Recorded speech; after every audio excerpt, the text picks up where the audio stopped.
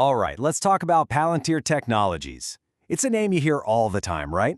Usually mentioned alongside big data, defense, intelligence, but it's always kind of mysterious. So what do they actually do? Well, today we're going to pull back the curtain and figure it out. Here's how we're going to break it down. First, we'll look at Palantir's big mission. Then, and this is the important part, we'll get our heads around their core idea, something called ontology. From there, we'll check out their three main platforms, see who's actually using this stuff, and finally, wrap our heads around their ultimate goal, something they call decision intelligence. Okay, so let's dive right in. To really get what this company is all about, you have to understand the mission it started with, way back in 2003. Yeah, this is the big question, isn't it? Are they a consulting company, an AI company, a software firm? The truth is, it's kind of all of the above, but it all starts from one really big idea. And here it is. This is the key. They aren't just selling analytics tools. They are trying to build the entire digital operating system for massive organizations. Think about how your computer runs on Windows or Mac OS. Now imagine a similar system, but instead of running your laptop, it's designed to run the entire US Army or a giant global bank by making sense of all their messy, chaotic data.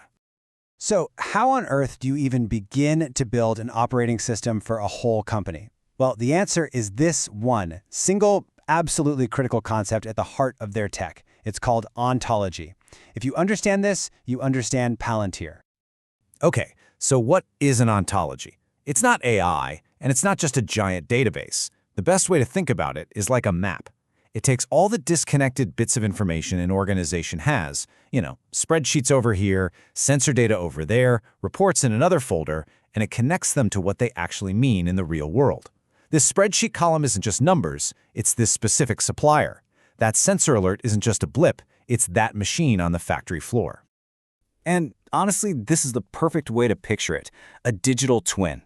The ontology creates a living, breathing, interactive model of the entire organization. It's a virtual copy that shows you how every single piece is connected to everything else. You can explore it, you can poke it, you can ask it questions. So this is how it works in practice. First, the system just sucks in all the data, and I mean all of it. Then it gets to work building that ontology, that digital twin. And step 3 is where it gets really interesting. A regular person, not a data scientist, can go in and start asking really tough questions, and the system reveals connections that were totally hidden before. Okay, so we've got the core concept, the ontology, down. Now let's look at the actual products they sell. It really boils down to two main platforms, with a brand new third layer that's changing the whole game. On one side, you've got Gotham. This is the OG, the original Palantir platform. It was built for their first customers in government, defense, and intelligence. Think connecting the dots to stop terrorists. Then, on the other side, you have Foundry. This is them taking that exact same operating system idea and applying it to the corporate world, helping giant companies fix their supply chains or discover new drugs. It's the same core engine, just pointed at two totally different problems. And then there's AIP. Now this is the really new, exciting piece. What's so important to understand here is that AIP isn't just another product. It's a layer of intelligence that sits right on top of that ontology we've been talking about. And that's a huge deal, because it means the AI isn't starting from scratch. It's already got a perfect map of the entire organization to work with.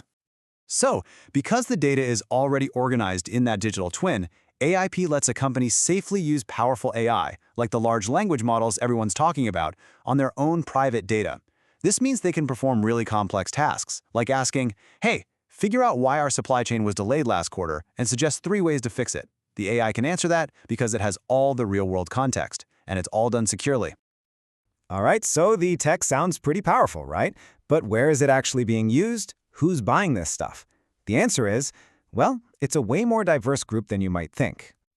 I mean, just look at this list. It's kind of all over the map, and that's what tells the story. You have the US Department of Defense, of course, but then you have the UK's National Health Service using it to manage healthcare. You've got Airbus using it to build planes, and even Ferrari using it to optimize their Formula One cars. Can you imagine? An engineer basically asking the car's digital twin, what's our best strategy for this race? It just shows how flexible this whole operating system idea really is. Okay, so for our last section, let's pull back for the big picture. What is the ultimate vision here? What's the end game for Palantir? It all comes down to this idea they call decision intelligence. This, right here, this is the whole point. The goal isn't to just build a pretty dashboard that a manager looks at once a week. The goal is to embed their software directly into the day-to-day, moment-to-moment decisions of the organization. It becomes an active partner in actually running the place. And that leaves us with a pretty massive question to chew on. Palantir is betting on a future where the world's most important institutions, armies, hospitals, companies, are all run with a digital twin at their very core. So, what does that future look like? What happens when every critical decision is guided by an intelligent, all-knowing software model? It's a huge idea, and one that's already starting to happen.